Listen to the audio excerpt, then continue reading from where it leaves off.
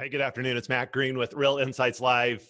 Glad to have you join us today. We've got a great show with two fantastic guests to talk about the Utah real estate market and kind of the general economy here in Utah. Number of projections. I think it's going to be a really insightful show. We will get our full-on nerd on. So hope you enjoy the stats. It'll definitely give you some great talking points when people ask you about what's going on in the real estate market.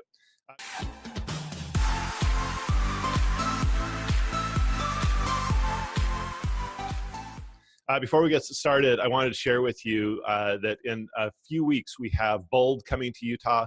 Bold is a 7-week training course that is absolutely phenomenal. When we look at the data around agents that are engaging in that Bold training, they're outpacing the general marketplace and the other agents in our offices by about 45% year over year. So pretty significant. I actually did an interview last spring with a few agents that had just completed Bold that talked about their experience and the impact that it had on their businesses. I'm going to actually share that in the comments below. I'd really encourage you to check that out. You can find that on our YouTube channel at kwutah.tv. And if you just search for 7 weeks to a transformed real estate career, it is a very, very insightful 30 minutes that will give you a great insight on why you might consider attending Bold when it comes here in a couple weeks. I'd like to remind any of our listeners to feel free to ask our panelists questions. They are great professionals that know a lot about the market, so this is your opportunity to post questions down below, and we'll do our very best to get to the questions during the course of the interview. So I'd like to welcome my guest. First, Marcus Green. Marcus is a partner with me in several market centers here along the Wasatch Front, team leader for us in the South Ogden office, and just really, really knowledgeable about the marketplace, along with Jonny Christensen, who is the owner and operator of the largest real estate brokerage in Utah County, and just really a lot of fun and mildly inappropriate at times. So glad to have these guys joining us. Marcus and Jonny, welcome to the show. Thanks for having us. Happy to be here. All right, so our goal today is really to, as I mentioned, get the nerd on, go deep in the statistics. And Marcus, I know you're going to kind of drive the show for us a little bit. So when you're ready, we are going to go pretty deep on the visual piece. So we know a number of people that watch the show or actually listen to the show later. So we're going to do our very best to really describe and animate these slides for you verbally as well as we go, and really kind of dig deep into the analytics and know that there's value in seeing the graphs. And of course, you can view these if you're listening to this at some future time on our website, which is kwutah.tv. But we will do our best to describe it as well. So, gentlemen, let's give a great overview of 2017, kind of what's going on in the marketplace. And then as best we can, let's provide some projections and what we're hearing some of the top economists projecting for Utah as well. Sound good? Great. Great. Marcus, you want to jump in and get us started?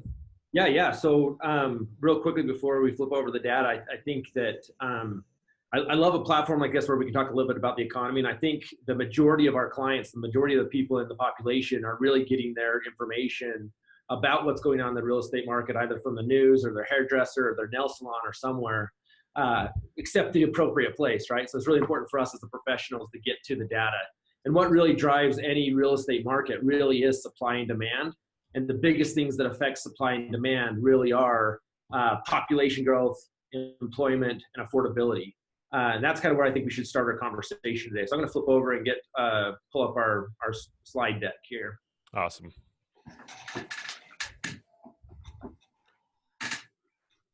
And then as far as you guys go, anything that you guys want to talk about specifically, be sure to stop me and jump in, ask questions, and poke holes in it.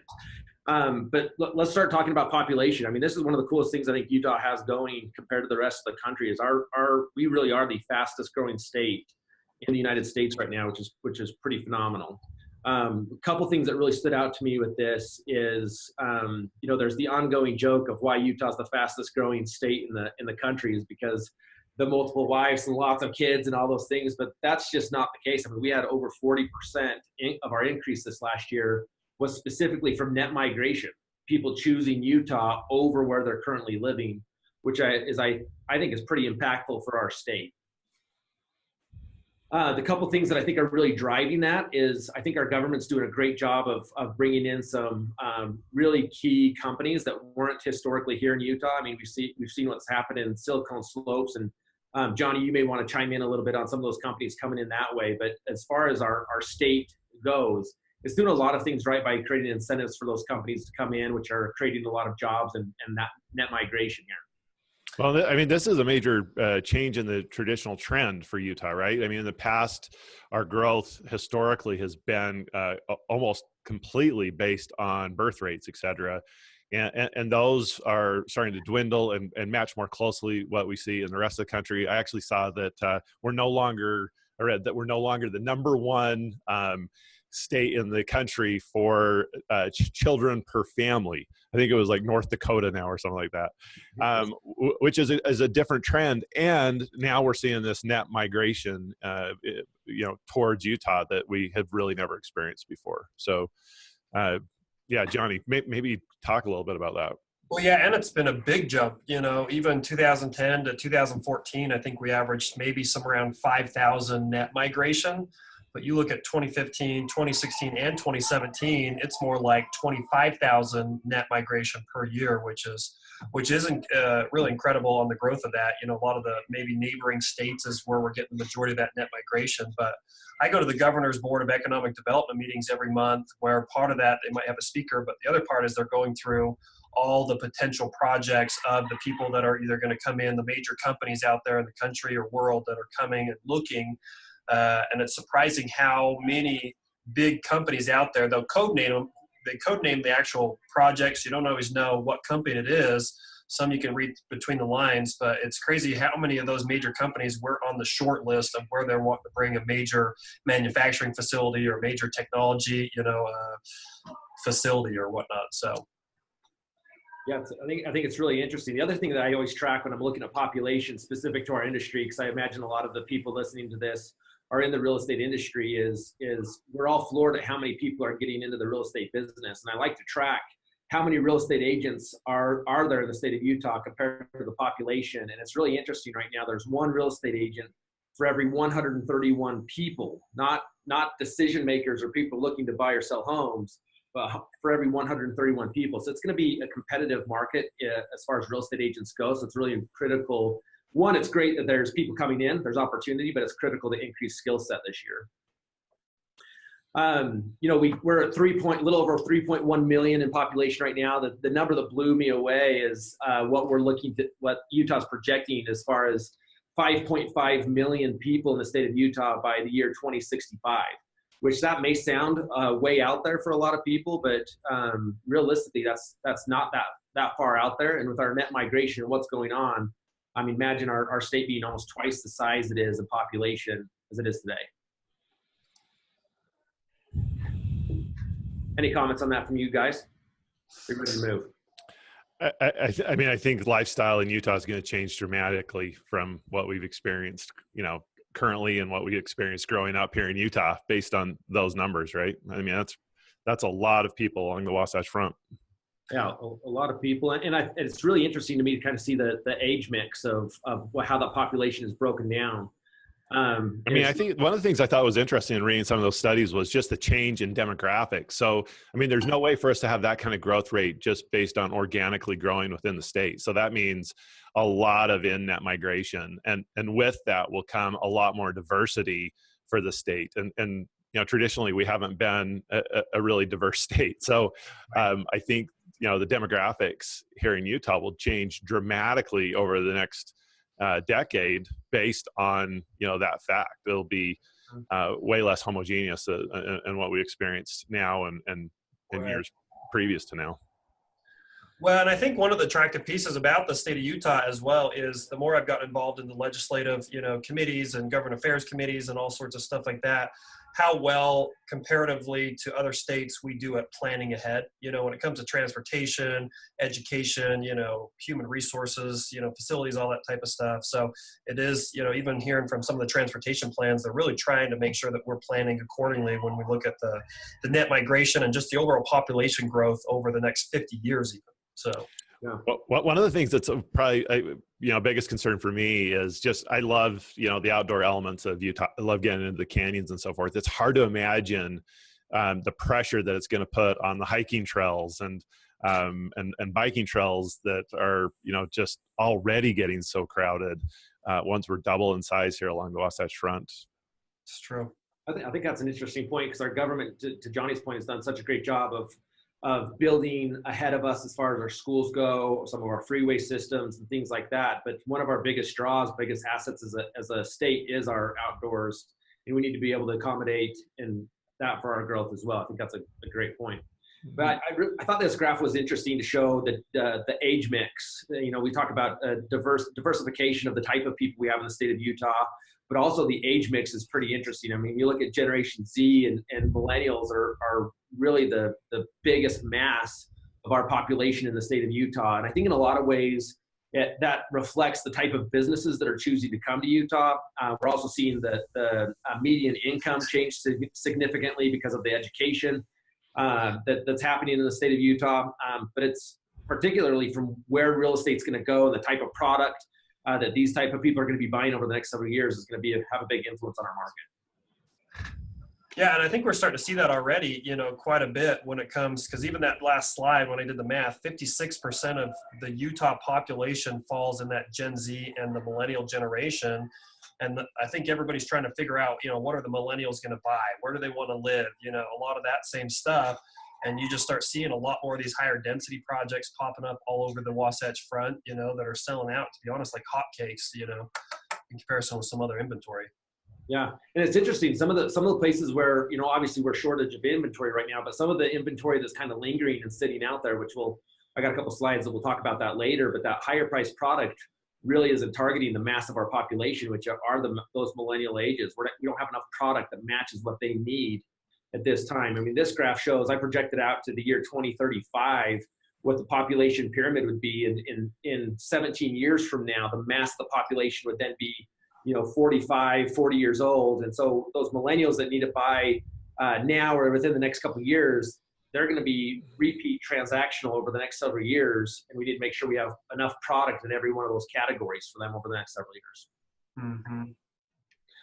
So let's flip our conversation to employment. This is something, again, the state of Utah has just continued to impress me that we're outperforming the country as far as what our unemployment rate is. We're currently at about 3.3%. Where the U.S. is lingering there at 4.1, which is impressive in itself, really, for the nation to be at 4.1%. But Utah is leading the country in job growth. I mean, if you look at what's going on across the country, it's pretty awesome that between Utah and Nevada, that those two states are tied for creating more jobs than any other state in the country, which is awesome. Yeah, I mean, as a percentage, right? Like California is obviously producing more jobs, but as a percentage of growth. Absolutely, that's, and the other thing that's, I think sometimes we get confused about is that employment rates don't necessarily equate to gains in income, gains in what we're actually making as far as salary and income, et cetera. But we're finally starting to see that grow significantly in Utah, which historically Utah's kind of been a laggard. We haven't seen that wage growth in Utah until recently. Yeah, I think that's a great point. I mean, here we are really several years into a strong economy, and our median income really hasn't changed much until we're all of a sudden seeing that show up within the last 6 months. Yeah. We're seeing like the first shift really in this economic cycle of some shift in median income, which is interesting. And if I remember right, I think I saw data that the growth rate of wages was like over 5% for Utah projected for this year, right? Yeah. So it's I thought I had that slide in here, but I guess I don't. But that's about right. Well, and a couple of points on that too is one of the really cool categories that's probably influencing some of that job growth is our manufacturing employment, which is some other data that I've researched before, that you see all the manufacturing plants, either some of them going overseas or even the invention of robotics and just the automation of some of those, where Utah is one of the few states that actually has a positive percent change over the last 10 years in the manufacturing job growth. And I think we're about 5.7%, where if you look over that same 10-year period compared to the United States, they dropped 28.6%. in the job manufacturing employment sector. Wow. Another thought I had in regards to this is, and I'm interested to get your guys' take on it, is, historically, Utah's been such an entrepreneurial state, particularly when an economy changes and things start getting better, everybody all of a sudden becomes an entrepreneur. And I think historically, that's where a lot of our job growth has come from, is people starting little startup companies, hiring 1 or 2 people. But now we're seeing a lot of these bigger companies come in with industrial and manufacturing jobs that are a big piece of our job growth, which are more sustainable, because as we know, a lot of those little entrepreneur companies, 1 in 10 of them, maybe you're going to make it.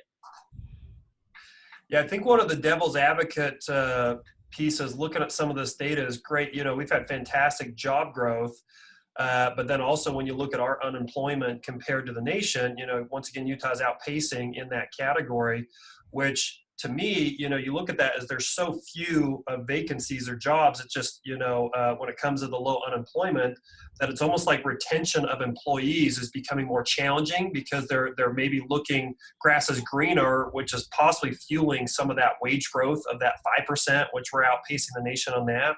Yeah. And some of the challenges, even some of the bigger businesses I've met with in Utah County specifically, that's maybe one of the challenges we look forward towards, is because we have such low unemployment, that the lack of labor force in Utah is causing some of these companies to even start looking outside of the state of Utah, in comparison with not being able to hire top, educated engineers and stuff like that. So they're having to go to Seattle or some of these other markets. Yeah. I think all of us, I know all 3 of us are constantly hiring talent and looking for talent. I know we're all feeling pain of finding talent, and I imagine all businesses are doing the same. It's like, where do we find talent? How are we moving people up within our organization? And I think that's going to be really interesting to see how that shakes out this coming year. Mm-hmm. So the third thing I think really is impactful to what drives the market is affordability. And it's really interesting to see what our affordability has done over the last several years, really. And I think this is really a sticky point in our market right now. I mean, you look at either this graph here or these numbers and just see within the last year what our affordability has done, which it's gone from 126 to 114. And, sometimes I think a lot of people have a hard time understanding how affordability works, but, an affordability index of exactly 100 would indicate that about 30% of the median income is exactly what you need to pay a mortgage payment at current interest rates, with a median priced home, right? That would make it an exactly even affordable market. Anything in excess of 100 would suggest that we're still an affordable market. So I think there's a hang up for a lot of people right now of saying, hey, our market is not affordable, because they're comparing it to, we got up to like 158, 160 affordability index. And you look at who the big decision makers are now, those millennials and the Gen X are the people that are making the decision. And that's the only real estate market they've ever known. And partially in their mind, that 150 affordability index number was the normal, because it's the only market that they've ever known. And they're looking at this saying, I'll just wait until I see it get back to those numbers. Mm-hmm. And realistically, we may never see that again in our lifetime.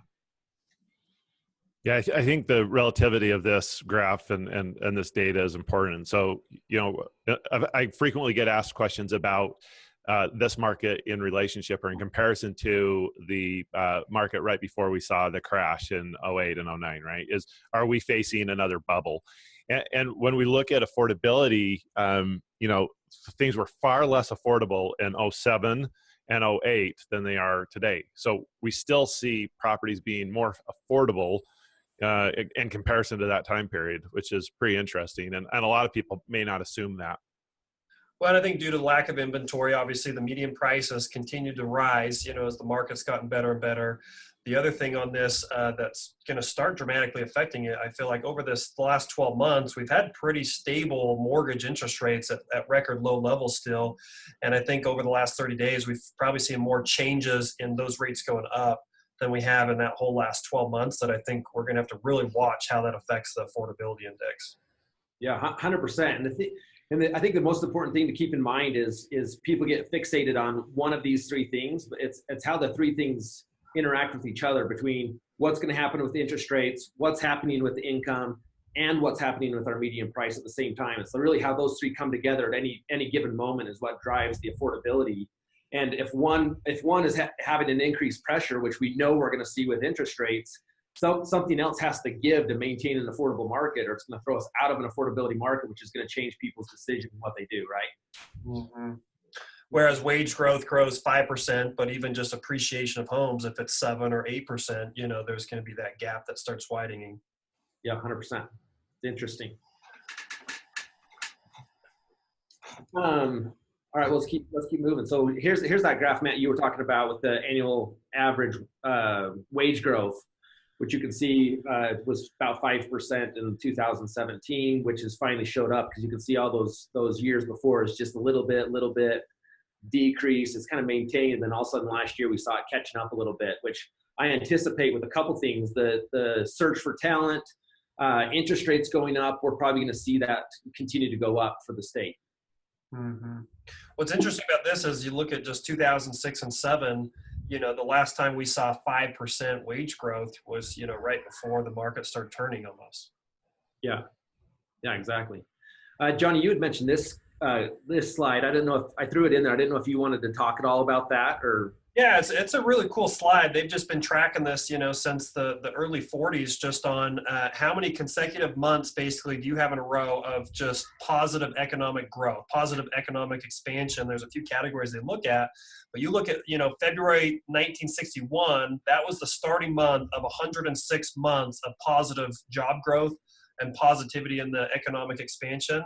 And you see March 1991 was the longest, where we had 120 months before that job growth or some of those variables start turning, which this is a really cool chart to brag about, because we're already on 102, which is the third highest we've ever had, which is great. And it's a testament to what we've been going through in the state of Utah. But this, on the flip side, this should also be concerning, that the closer you get to those triple digit months, and you start seeing month after month, that's something that we have to be preparing for, what that next market holds, Yeah, it's interesting, because when we talked about this the other day, it was the first time I threw my eyes on this graph. And immediately I wanted to go back and say, well, now I want to study every one of those markets, and like, what was the trigger? What was the catalyst that ended that 45-month or 106 or 120-month streak? It'd be interesting to go back and see if there's some consistencies there, which, I'm sure all of them really play into the three things we've been talking about between population growth, employment, and affordability. But it'd be interesting to see if you could put your finger on it. Well, it's March 91. That's just when the Dallas Cowboys were playing very well. So I think that so that drives the market.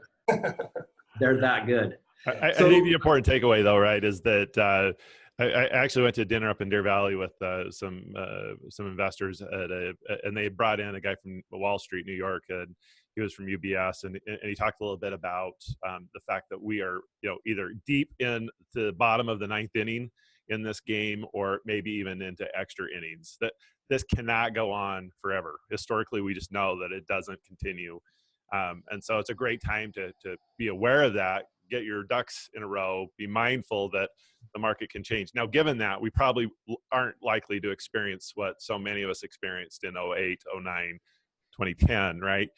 But the growth, the likelihood of real estate values appreciating at 9% annually year after year is unlikely.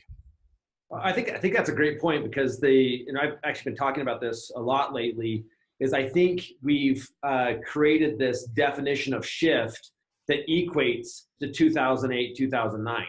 And so we think any shift in the market has to match that. Right. When realistically, a shift can be just really a lot of little things. It could be a small shift in direction. It could be a small shift, a down pressure. It could be a little shift in interest rates. There's a lot of things that could be considered a shift. It's any type of change in the market that doesn't necessarily mean there's going to be this catastrophic event in our market. So I agree with that. I think we are in the ninth inning. I think we are pressing those extra innings. However, I think the next, from my opinion, the next shift in our market is going to be stabilizing some of this monster growth we've had over the last several months. We're going to kind of see a little bit of a stabling where some things in our market can catch up. And there's still a lot of really positive indicators of what's going on in our state. Yeah, agreed. Mm-hmm. So this sheet here is given by the Utah Association of Realtors. They do a great job of turning out some statistics of what's going on for us to look at. And there's a lot of things to learn here. Obviously the closed sales and things like that are phenomenal to look at. I think they merit some conversation, but they're all things that have already happened and already occurred.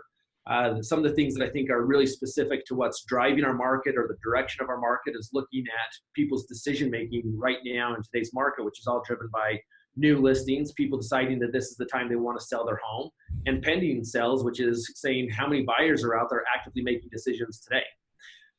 So it's interesting to look at, starting at the top of the graph there with new listings, comparing January of 2017 to January of 2018, we've actually seen an increase in listings from a year ago of 7.2%.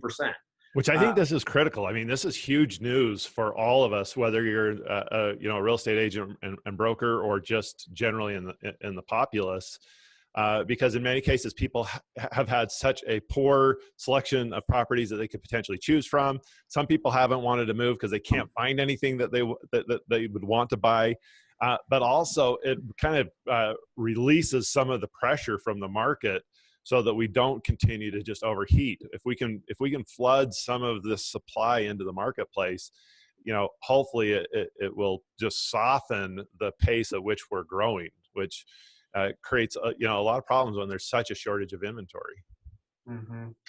Well, and I think, when you look at the Utah household growth, versus the number of homes being built or housing units created, there still is a pretty big gap, and I'm sure you might get into builder permits later, but we've basically grown the last 7 years, 162,000 households in the state of Utah, where we have only built 111,000 housing units. So we still do have that gap of 50,000. And I think we've got great builders out there that are really trying to figure out how to get that caught up faster, and even from the deficit of the 10 years before that. But I know just even some of the challenges the builders are having is just even, the building costs, the supply costs and stuff like that, that market's surging almost faster than the median prices. That's almost putting some of those projects out of touch.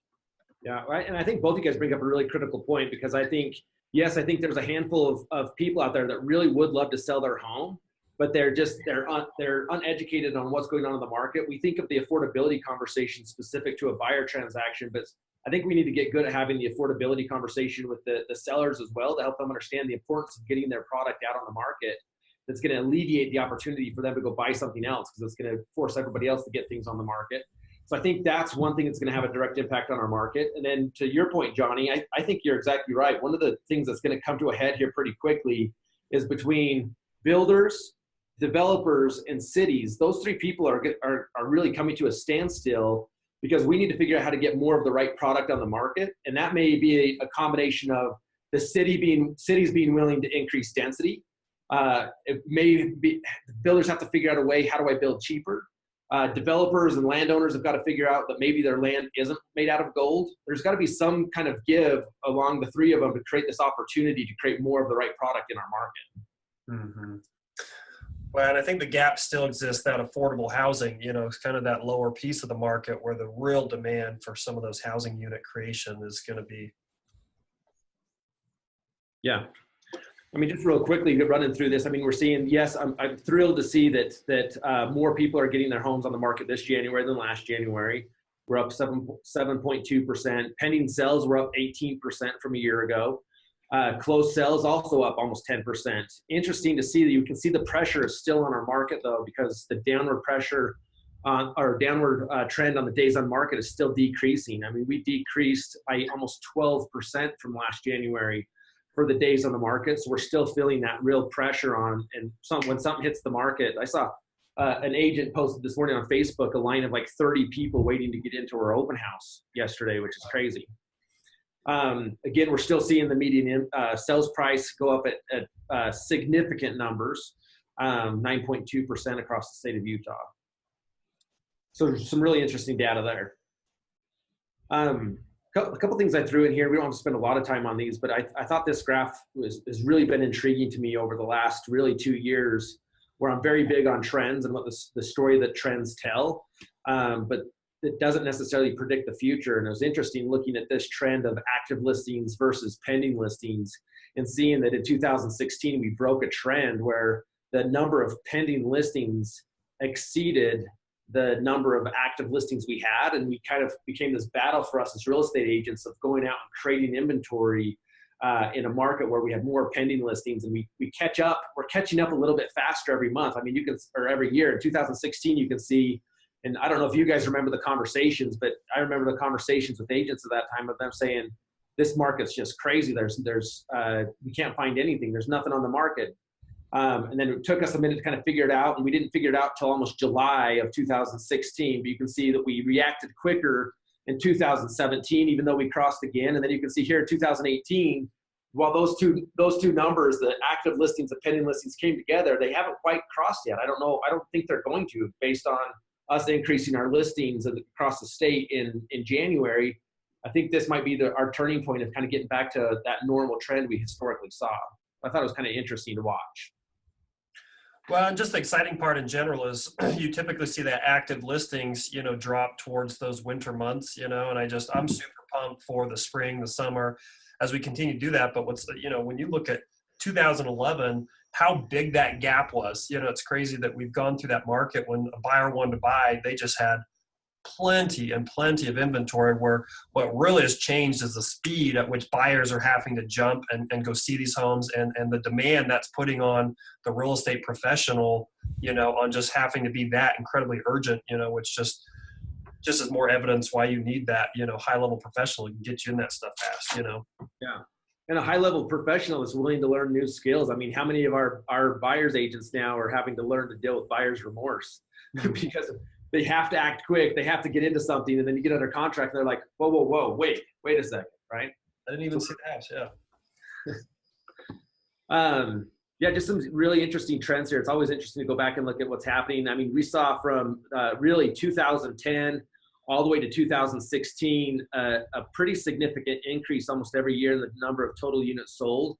But it's interesting, from 2016 to 2017, we actually saw in Salt Lake County a 2% decrease in the number of units sold, which is pretty closely in line with what happened in the state. But it was interesting to all of a sudden see this happening, coming to a head in our market, of that affordability piece, the income, all of that coming together, people saying, wait, what's going to happen now? There's not this big knee-jerk reaction of pulling out like we're scared, but it's everyone's kind of at that standpoint of saying like, okay, well, what is this? Mm-hmm. I think one of the things that differentiates this from 2005 and 2006, though, Marcus, is, and keep in mind that this is residential properties in Salt Lake County that we're talking about right now. Yep. And Salt Lake County has really starting to reach a saturation point where they don't have nearly the amount of developable land that maybe Utah County has, right? And so, one of the challenges for us to not really push past those 2005, 2006 high marks in Salt Lake County has been this lack of inventory. And I think if there had been the inventory, if there had been new product, if there had been, more people that were, compelled to sell because they had other opportunities to buy, I think based on the amount of demand that we have in our marketplace right now, we would have well exceeded those high marks that we saw in 0405.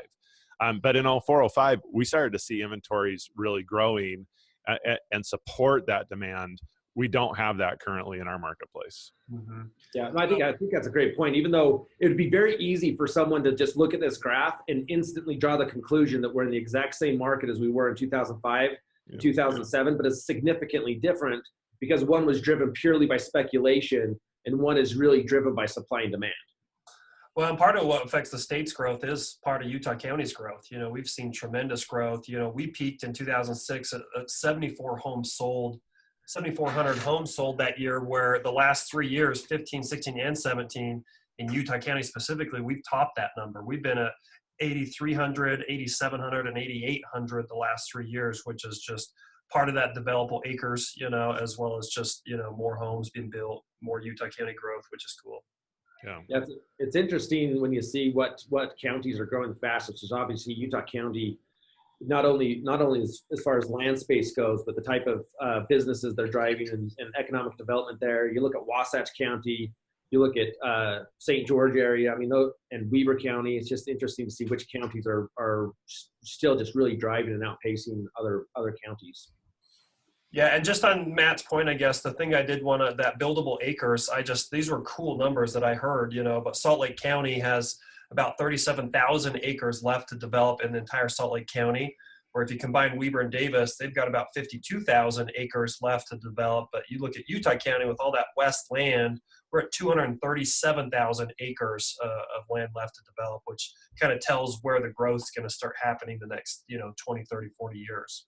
Yeah, absolutely. I actually think going back to the graph that shows the millennials and the X generation too, in Salt Lake County, yes, there's way less buildable land. However, a lot of that generation wants to be in closer to really, the economic development. So we're seeing more of those little infill projects, regentrification of certain areas. I mean, you drive through Rose Park today and it's significantly different than when I was a kid, right? So we're seeing these areas that are kind of getting new life and new, smaller, dense, and more dense opportunities too. So I think it's a mix of the two things, which is really going to be interesting to see how that shakes out. It's always interesting, this sheet here that shows by county what's going on. So you can compare the different counties you work in and live in compared to other counties. But I mean, this is a great indication of, you look at closed sales at even Morgan County is up 75% from last January. Again, comparing January 2017 to 2018. It's just interesting to see how that's shaken out by county. I think you have to be careful though, Marcus. I mean, the data set in Morgan County is so small to compare one year over the other year. Those numbers don't make nearly as much sense as when you look at the big counties like Davis County, Salt Lake County, Utah County, where there's enough data set to really have a true trend. So, particularly where you're comparing a month to a month. Right. I agree with that 100%, but you can't discount some of the counties that you historically wouldn't have think are having a huge impact on our market, or actually there's a lot of things going on there that you maybe hadn't in the past. I totally agree with you there. Yeah. We actually have a listing in Wayne County, so we might finally put a number 1 on those profiles in Wayne County. We're going to get a bunch of hate mail from people from Wayne County and Morgan County. 7 letters.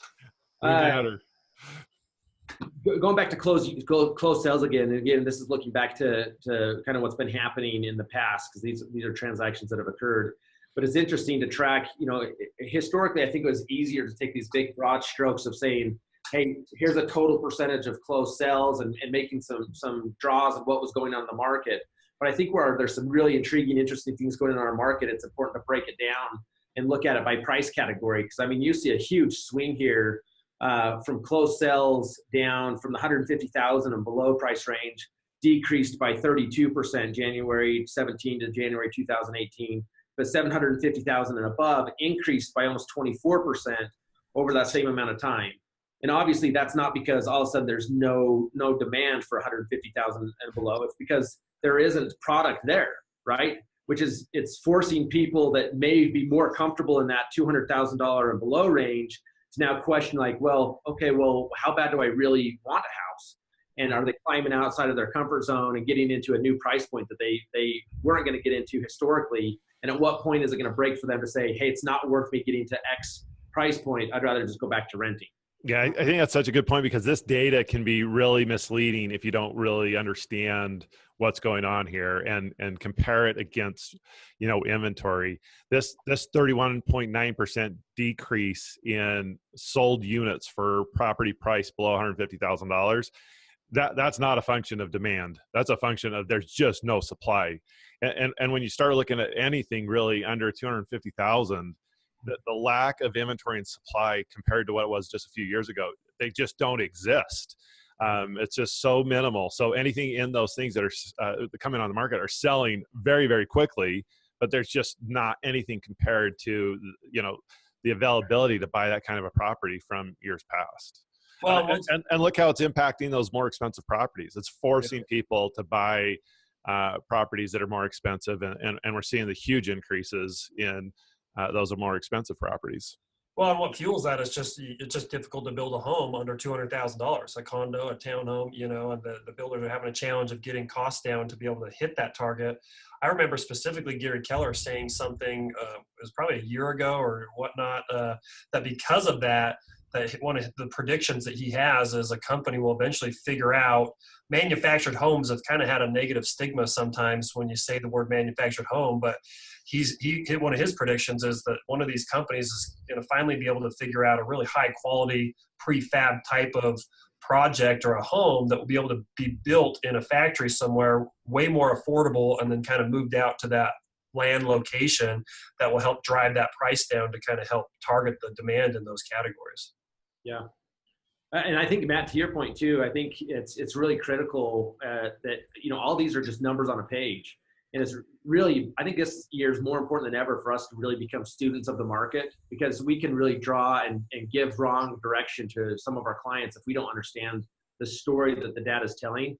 I mean, specifically looking at that 150,000 and below at negative 32%, down 32% from year over year. And that coupled with the same time, when we look at the days on the market, we're actually seeing the days on the market for 150,000 and below increase. And the only reason is because now there's really no quality product. Right. The stuff's so bad that no one wants to buy it. Yeah. And now we're seeing these crazy weird things that you wouldn't buy for your worst enemy coming on the market close to $150,000, and people aren't buying them. So, I mean, just if you purely just quickly looked at the number and said 150,000 down 32, days on the market is up, you can really, I know that's a really specific example, but we got to be a student of the market. Yeah, agreed. So I'm gonna keep moving past some of the stuff. If you guys want to go deeper on some of the stuff, let me know. But I think time-wise, we should progress a little bit here. I mean, I think if you just summarize that last slide that you flipped past, is volume is way up compared to when we hit our peak and benchmarks in 07 and 08 compared to the number of units. And that's just a reflection of the median home price being, significantly higher than what we were experiencing at that time, right? Yeah. Yeah. That's a great point. I mean, here's that sheet I was talking about showing days on the market. Again, this is provided by the Utah Association of Realtors. But exactly what I was saying is you're seeing an actual increase in the days on the market for 150,000 and below. And again, it's the story it's telling. What is the product there? But I think a lot of people draw the conclusion of we're either in a buyer's market or a seller's market. And the truth of the matter is we've almost created a tale of two markets right now. We've created a buyer's market and a seller's market. It's a seller's market for everything really under that 550,000 range, but we're also seeing some buyers get the opportunity to buy things at a competitive rate over that 700,000 range, because we're seeing the days on the market significantly increase for some of that product. And it's a combination of, these builders are building new homes in a price point that has less demand, and some of that stuff sitting there. Any thoughts on that? Well, I mean, I think yes. And I think if you look at historically, just a year ago, if I remember correctly, I'm pulling the data right now, but the average days on market for homes over 750 were like 180. So, I mean, we've come down dramatically. We're seeing that market better. But I think your point is exactly right, Marcus. I mean, I think, we're talking about generalizations of the Utah real estate market, where there are at times places that are experiencing a very different market. You take Uintah County, for example, and Vernal and some of those areas. I mean, the oil industry and some of the changes going on there has really dramatically impacted that market negatively. They're having a completely different experience than home property owners along the Wasatch Front. So, it's easy for us to talk about these generalities, but in reality, there's submarkets, even, in Summit County in different areas, where you might be having a very different experience relative to days on market and things going on. So I think working with a professional that really knows those submarkets is key. Well, one of the examples of that is Traverse Mountain for us. We've seen so much Lehigh office tech company growth that price range, that 5 to 750, you put some on the market, it's gone very, very quickly just because of the demand that semi-luxury market has right there. Mm. Yeah, I think that's a great point. It's always interesting, I always like to look at things at a macro level first. You look at the whole country of what's going on across the country. How are these things playing out? You get more localized from a state perspective. What are the statistics? How is it driving? And then specific to the market of how does this compare to the state, to the country? And you need to have an expert that knows, and even down to the neighborhood in a lot of areas, right? Well, that's where the news can be misleading. When you're getting a macro message, that's where when you hear the word, how's the market? Well, tell me why you asked that, what specifically you asking about? Yeah, great point. I mean, I think this graph's really interesting, again, with days on the market, just to see historically. It's always interesting to see where we've been and what were the economic conditions at that time and what's occurred since then, to see that our days on the market have consistently dropped. We're seeing a little bit of a swoop now where we're seeing some increase in some price points. This is specific to Salt Lake County. So we're seeing a small increase on the days of the market, nothing significant, but we've seen a little bit of a stabilization there. Median sales price. So again, we're back to a graph by the Utah Association of Realtors talking about median sales price. It's interesting to see year over year kind of what's happened. I mean, in 2016, our median sales price in the state of Utah was $226. 2017, we were up to $250. That's a 10.6% increase. And again, in 2018, we took almost another 10% increase at $273,000. I mean, realistically, the Feds like to see us normalizing at about a 3 to 4% appreciation level. And here we are in the state of Utah, almost double digits for the last 2 years. Now, I think the interesting thing to note there is the Fed doesn't make decisions on how to change the market based solely on Utah's economy, because we tend to be doing better than a lot of the country. So they're not going to look at us at a 10% and be like, we immediately need to react because other people are lagging behind us. But we need to keep an eye on that and say there is going to be some kind of stabilization. And that is one of the strong things about the Utah economy is, generally speaking, the government's not making decisions based on our economy. And that's why we're slow to react, and we move slower than a lot of neighboring states and other states in the country. And it predicts the market for us. Yeah, we sometimes are a year or 2 years behind other states. So the more we watch that macro level, sometimes it gives us the time to prepare adequately. I was on a call this morning with regional leaders from all over the country, and one of the leaders from California talked a little bit about how in their northern, kind of mid-central northern California market, it's actually really stagnant. They're not seeing the kind of price increases. They're seeing listing counts grow, et cetera. So other people, again, to your point, Marcus, they're making decisions on a big macro level, and Utah remains red hot. And to both your points, traditionally we've lagged those markets by a couple of years, so it's a good leading indicator of what we might experience in the next 24 months. Yeah, I think people joke all the time that they wish we had a crystal ball to be able to predict the future. And obviously we don't have a crystal ball, but in some essence we do. If we really know specifically what's going on in our market, we know what markets are generally lead our trends. And I think this year particularly, it will be interesting to not just tag onto the same markets that have led our trends and done things before us, because we have some new things going on in our market.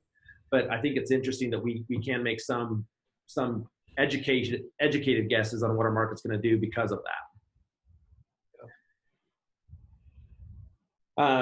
We just look at the state of Utah, Salt Lake County, same thing. They had a 10% increase last year in median sales price. So it's just interesting to see how, again, the localized market compares to the state. I kind of put together this graph because I thought it was interesting. I mean, we talked about, made a couple different points about people making the speculation that we've created the same problem for ourselves that we did in 2007. And I like to show them this graph that shows them why we're not in 2007. And again, where if we were to go back to 2002 or 2000 or 2003, where our prices were, and draw on a line of a normalized appreciation of 4%, you can see back here in 2007 where our annual median prices were way in excess of where that line should have been. And if you keep continuing to follow that line across, our prices are pretty close in line of where they should be. Now, obviously, I just drew this line in. It's not exact data, but it gives the idea of showing that, hey, we're in a completely different market than where we were in 2007. We're not creating the same bubble that we did before. Yeah, we're probably appropriately priced, given that assumption that a healthy, real estate market in the United States appreciates 4%, which is generally what we've experienced when you look at, 100 years of data. Yeah, and I think the key word you just said is healthy, right? We're not going to argue to anyone we're an over bargain, but we're a healthy market, and based on where we feel like our market's going, based on population, unemployment, affordability, is there's a very good likelihood that whatever you buy in today's market, as long as you buy it at today's fair market value, is going to be a fair investment. Yeah. And we may be incrementally over that trend line right now, but we're not dramatically over like what we saw in 07 and 08. And any kind of retreat would probably not be nearly as dramatic. Yep. I totally agree. But it's interesting to see it visually. Month supply inventory, this is a little bit of what I talked about before. You can see I kind of outlined the different pieces here where everything under $500,000 were under 3 months supply, where everything over $500,000 in the state of Utah were a little bit over 3 months supply. Now, I know there's some people would argue what constitutes a healthy market. Some people argue that a 6 month supply is healthy. To me, that's too much supply. For me, a healthy market's anywhere around 3 months supply, and we just see a little bit of a break there on price point. So arguably, again, there could be, depending again on your localized market, there could be pockets of buyers markets and pockets of sellers markets, and what we've got going on right now. I'd love your guys' thoughts on this. So this was data that I was doing a little research on. The question when someone asks, how many days will it take for my home to sell, right? And I think the answer is it depends, because there's such a wide range of what you might experience, and there's so many factors that could impact that. But if you look at the UAR report that came out just a couple days ago, and this is data for January 2018, comparing again to January 2017. If you look on days on market for homes over 750,000, the days on market actually increased. It went from 107 to 110. Okay, so that's days on market for properties that sold over 750,000. So we actually saw an increase on days on market. And then, kind of to my point that I was mentioning earlier, when we look at inventory, which is this is your slide here, Marcus. Yep. The inventory, which is months of supply of inventory. So based on the rate of sales, how long will it take you to sell through the inventory? We've seen a dramatic decrease, right? 12.9 versus 9.2 so far, or what we experienced in January 2018. So, way less months of supply now, but days on market have actually increased. What are your thoughts relative to that? How does that get impacted like that? Well, I think for me, it goes back to we're creating new buyers in that price point that I think are taking a minute to realize that they are actually significant buyers in that price point. Meaning that they're historically been thinking they were going to look for homes in the $500,000 range, figured out they can't get what they want inventory wise in that price point. Their median income has gone up probably in this last year. And I think there's some still hesitancy in our market where it's a pretty broad misconception that particularly that market is overpriced because it feels like and looks like from a distance that we're 2007 again. And so I think it's taking them a minute to actually swallow the pill of like, number one, I really am a qualified buyer in this price point. And number two, it actually does make sense to buy this property. It's not overpriced in our current economy. Yeah. Jonny, your thoughts? I think maybe the only other variable in that could be new construction. As that inventory has dropped, that there's less available properties in that price range, that buyers in that range say, oh, well, if we can't find what we're looking for, let's just go out and build, what we want, which could be causing the remaining inventory left. It's almost like maybe it's bottoming out to some degree that's maybe not as desirable or whatnot. That could be slightly lengthening that days on market of the current inventory. Yeah. I wondered too, when I looked at the data and like the number of available units in that price point, if sellers aren't recognizing that, price still matters. Like you can't throw something out there at whatever price and hope that it sells. Even in this market today, you've got to price appropriately and based on what market values support. And I wonder if there isn't some element of those people realizing that we're, in a ninth inning of an extended play game here, and that they need to get their homes priced more appropriately to get them sold to some extent in those higher price points. I think that's a great point. I mean, I think a lot of people are surprised. Even agents are surprised when I show them that still in this market, only about 80% of homes listed are selling. Yeah. Which means obviously 20% of those homes listed aren't selling. Right? Which if you look at price, but if you look at homes over 700, it's more dramatic than that. It's more dramatic. Right. Yeah. There's a lot more that aren't selling. Yeah, and I think particularly from the end user, that person that wants to list their homes, some of them have unrealistic expectations of like, this market's crazy. Realistically, all you got to do is throw a sign in the yard and come up with some crazy number and it's going to go. Yeah, interesting. And I say a caveat with that is that it's still much stronger than we've seen in years and years, right? But It's just, it's again, looking at that specific market segment in comparison to the discussion that we're having globally about the market in Utah. Yeah.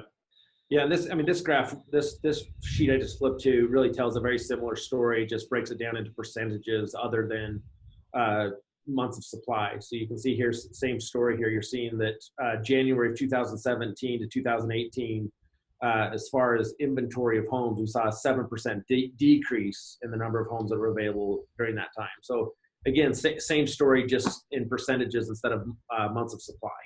And pretty uniform as it goes from lowest price points to highest price points in the change. So, the stuff under 200,000, around 40% decrease, and then it just uniformly gets less and less of a change year over year until we're at 7.7% for properties over 750. Yep. We've already talked about interest rates at length. We anticipate those going up. Every authority in that realm is talking about increases in interest rates. This graph here came from the National Association of Realtors and their forecasts for 2018. They're still predicting very strong new home sales, existing home sales across the state. So even from a national level, even though every state and specific market is different and how they're reacting to it, the National Association of Realtors is still predicting a strong market as well. I think one of the things that's interesting to talk about here relative to interest rates too, is that a lot of people in our industry, have not ever experienced interest rates at 7%. Like so many of the people in our industry, and even in our buyers and sellers who have only been in the market for, let's say, 5 to 7 or 8 years, have never experienced interest rates at 7%. But when we look at historical numbers, 7% is still below the median or the average interest rate that we've experienced over the last 40 plus years. Yeah. And so, the world's not going to come to an end if interest rates jump to 6%. We still do deals. That's still relatively, really inexpensive money. Of course, it potentially has the impact that it puts downward pressure on pricing because money gets more expensive, homes get more expensive, et cetera. But it's not going to, the world's not going to come to an end if interest rates tick up 1% this coming year. Yeah, I think that's a great point. And it really goes back to, like, you look at the mass of our decision makers over the next several years are that generation of people that they've only seen one market, and it's not a normal market. And they've got to be educated to what a normal market is. Right. This was an interesting exercise I did where I was really interested to pull a graph that showed what's happening with the population in Utah as compared to the number of building permits that were being pulled. And again, this goes back to the argument of why our economy is still strong and why it makes sense that there's so much new building going on and so much pressure on our market. Is you look back to 2008 and you see that building permits just significantly decreased. They almost came to a halt across the whole state. You can see little things happening here or there, but our population continued to increase at a faster rate than it had ever increased. And that's not something, and you can see that the building permits stayed low all the way till really almost 2014 before we saw a spike in them again. And again, our population is growing at a faster rate than it ever grew. That's not something you fix overnight or even in a year or two. We've got years and years and years of population increase and household increase in the state of Utah that we're trying to catch up on. So it's not like end of 2018, we're going to have enough product and we need to stable out. We've got years of catch up to do.